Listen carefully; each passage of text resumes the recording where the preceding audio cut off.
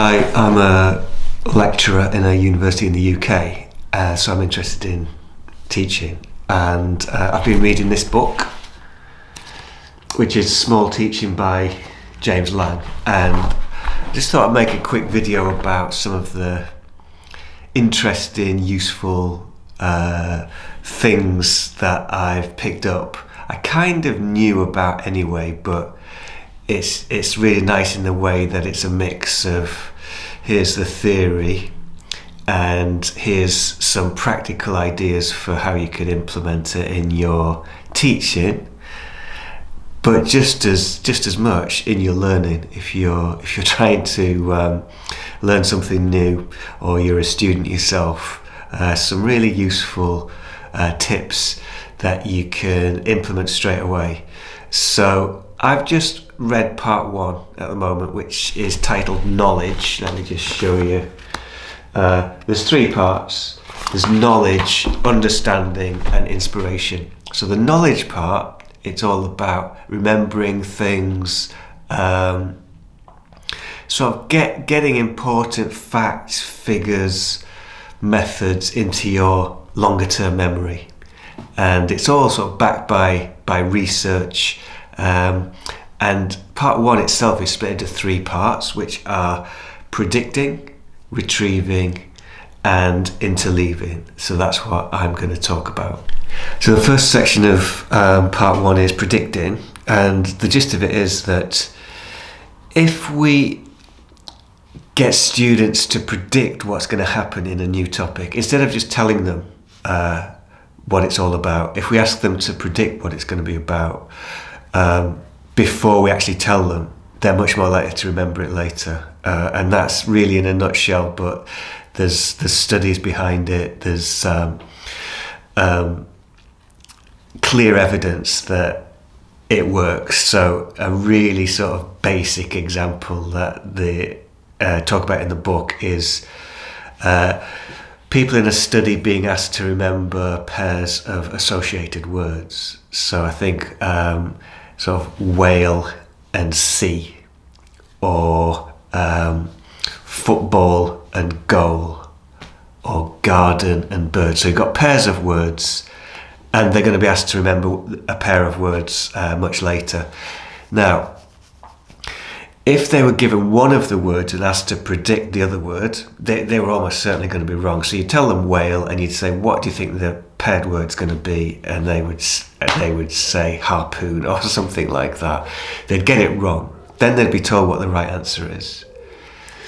They were much more likely to remember it down the line a few days later than if you just told them the pair straight away.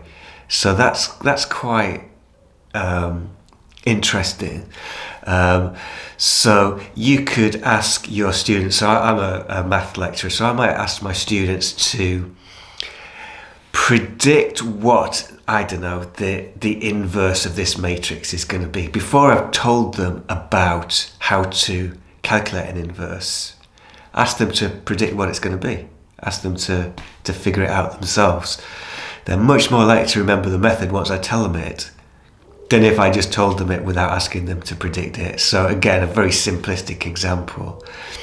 But the process of having to drag up anything you might possibly know about this topic and link it to the new topic is in some way helping people to understand, to remember it more effectively later on.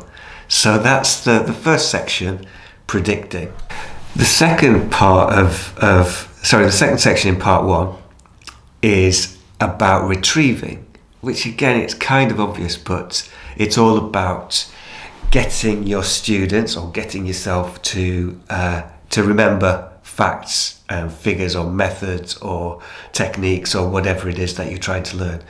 Trying to retrieve it from your shorter term memory on a sort of an intermittent basis, on a regular basis, has significant impact on your ability to remember it longer term.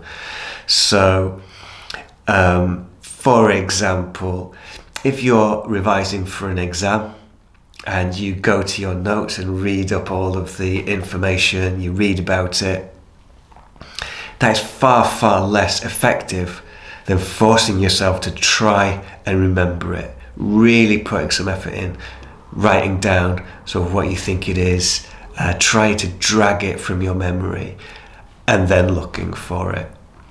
So really it makes complete sense. So an example given in the book is the author goes to the same cafe every day for a few weeks, and every day the person behind the counter asks what he wants, and he says, I want a low-fat latte with no chocolate.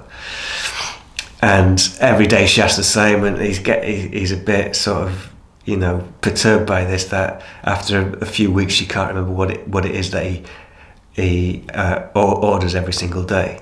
So one day she asks what he wants, and he says, "Go on, can you not remember?" And she says, "Oh, I'm really sorry. Yeah, what? Yeah." And she tries to remember, and she gets it slightly wrong. But from that day forward, she knows exactly what he wants every day as he comes in. So she's had to sort of make these connections in the back of her head. He's not just told her what he wants, he's tried to get her to remember it, and it's had a significant impact on her ability to remember it.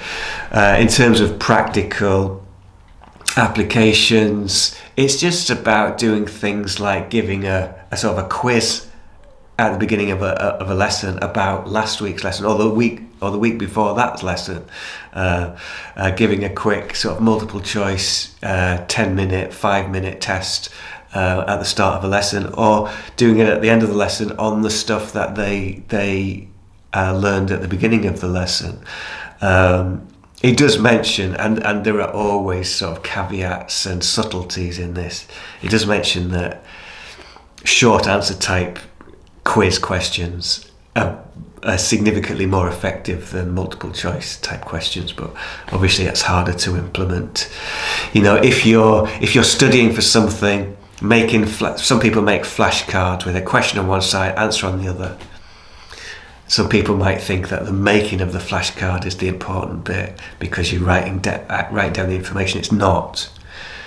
The important bit is looking at the question and refusing to turn the card over until you're certain that you've either A, got it right, or you're never going to get it, and then looking. There's no point peeking at it. It's the effort, the difficult effort of trying to figure out what the answer is. It's making those connections which is going to reinforce the knowledge to your longer term memory. So the third and final section of part one is interleaving, and this is the idea that if we're trying to learn something, so let's say you've given a 15-minute introduction to the topic of factorizing quadratic equations.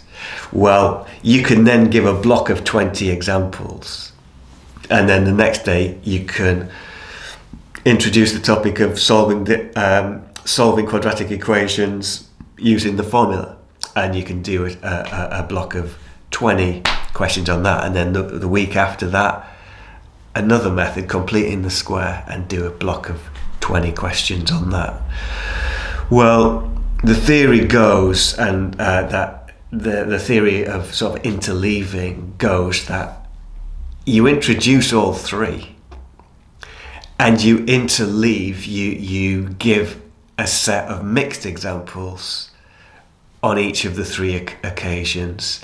Now that's, to me as a teacher, that's a little bit counterintuitive, because they're taking in a lot of information, and the studies show that the students prefer to do a block of everything the same, and I can see why, because you know exactly what's going to come up in the next question, you know what method you're going to have to choose. But if you can introduce interleaving to some extent, so you are mixing up examples, even if you've introduced factorizing quadratic equations, but some of the questions are not about that. They're about something you did last week.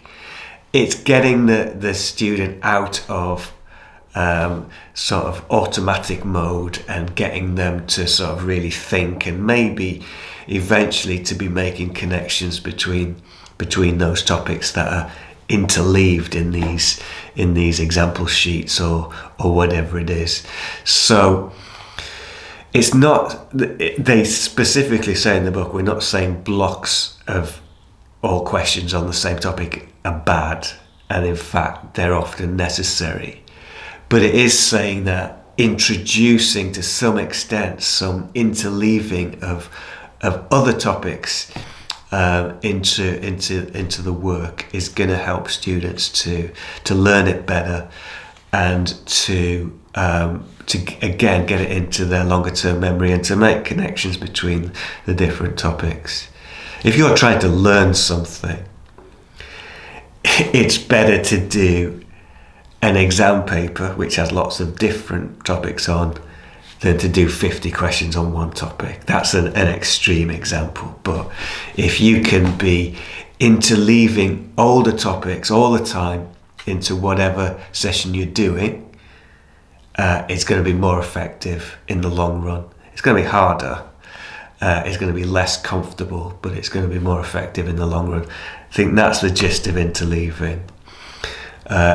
And he talks at the same time about spaced learning, which is another thing where you're basically, instead of doing one massive cramming session, you're doing lots of little sessions over a much longer period. We all kind of know that, we've all been told that all our lives, but there's significant evidence that spacing out your learning, the gaps in between your learning sessions, your brain it's taking in the information and it's letting it settle, and then it's sparking back up when you do the next session. So yeah, that's interleaving and spacing, and that's part one of this book, which I highly recommend whether you're a student or a teacher or a lecturer. Again, as I said, lots of it is fairly straightforward stuff that you probably suspected or knew or have read about, but there's some nice ideas for implementing it in your lectures or in your classroom. So that's it for this video. Thanks very much.